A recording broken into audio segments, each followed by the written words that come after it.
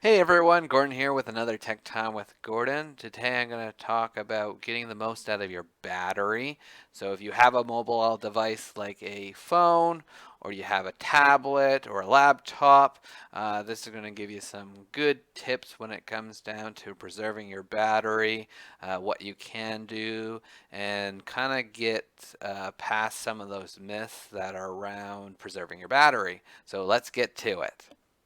So for most devices now, they utilize lithium ion batteries.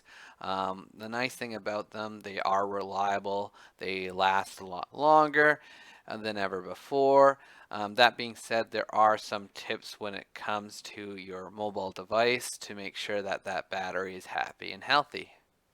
So one myth that I would like to clarify that I'm actually do quite often, so shame on me, but quite a lot of people do this, and the myth actually stems from lead acid cell batteries.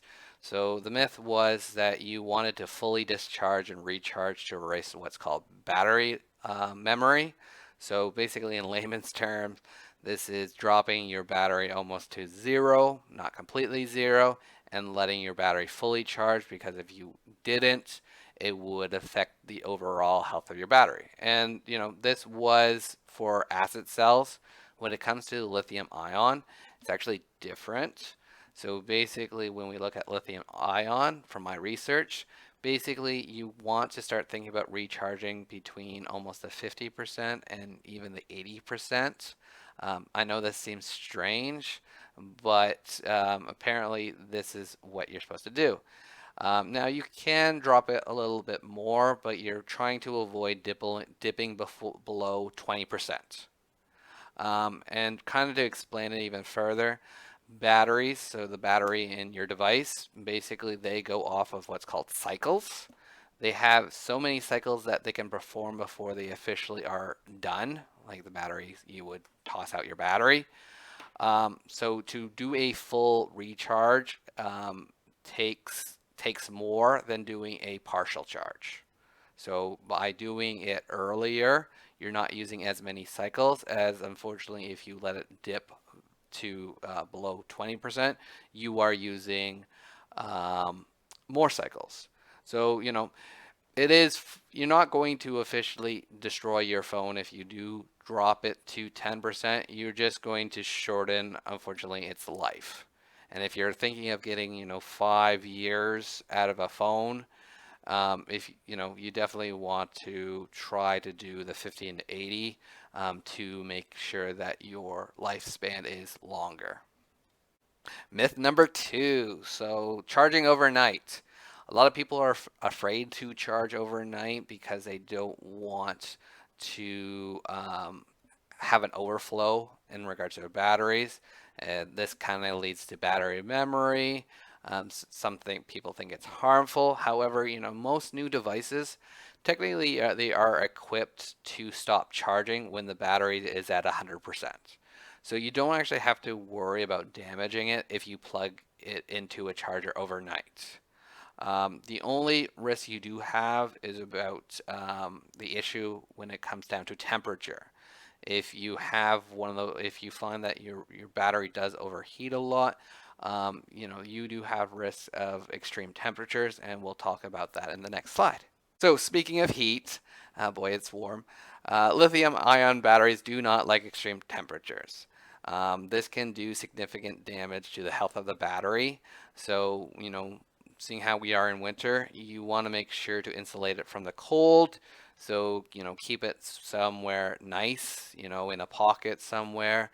Don't leave it somewhere where it can just sit in the cold.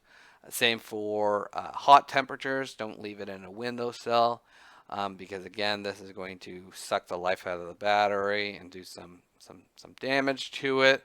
Especially, don't leave your device in a car because generally, if it's not running, it's going to be hit by extreme temperature. So, if you leave it in your freezing car, if you turn on your phone or whatever you have on you, you might find that the battery is close to zero because the temperature will literally suck the power out of it.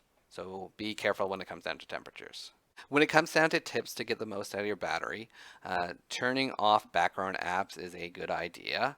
Most applications continue to run in the background long after you think you close them. So sometimes we do find that we actually are not officially closing these apps. They are running in the background, or they do want to continue their services even though you're not using them at this time. And because of that, they are requiring battery life. So when you do have programs, make sure to close them properly. For the Apple device, you can do this by going to settings, privacy, and going to background apps, and it'll list all the programs that are technically running. You can do this similar to Android devices. And for both devices, you do have generally a button. So with Apples, if you hit the home button multiple times, you'll see all the programs that are running. With Android devices, generally you'll have a button on the bottom. Generally, this will be a square, just a square or square on square. And by pressing this, it'll show you all the programs that are technically active. Make sure to swipe them off to indicate that you are done with them completely. Because unfortunately, if you don't, they are still using battery life. Another tip that you could try using is try using airplane mode. Now, this is when you're probably in an area that you have no coverage, you don't need access to data, or you're not close to Wi-Fi in any way. By turning on airplane mode, basically you are not sending or receiving signals at that time.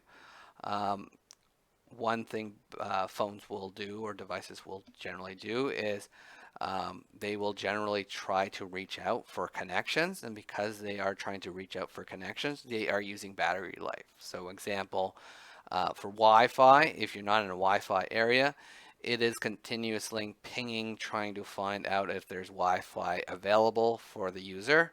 But because of this, you are wasting some of your power. So if you're not in an area that requires any of this, um, you want to conserve as much power as possible. Airplane mode is not a bad idea. So in conclusion, ion batteries for new mobile devices are somewhat different than their predecessors. They do not require to charge at like 10% or dropping it all the way to 0%. They are more reliable. They are a lot stronger in regards to their power. There are definitely different tips that you can use to keep the battery lasting longer. So again, making sure that you don't have apps running in the background. If you really aren't looking for Wi-Fi or not in an area that really has connectivity, trying airplane mode. Another thing I would suggest too, you can drop the brightness of your screen because the screen also takes up quite a bit of power. These are just some general tips. You can definitely find more if you are finding that you are having issues with your battery life. But definitely by trying some of these, you can extend your life a lot longer for your battery. So I hope you enjoyed and that you'll use some of my tips to improve your battery life. If you haven't checked out my past video, definitely check it out. And if you haven't subscribed to the YouTube channel yet, definitely do that because you'll get notifications to let you know that my next video is out or any other Collingwood Library video. I hope you enjoyed, and I'll see you next time. Bye for now.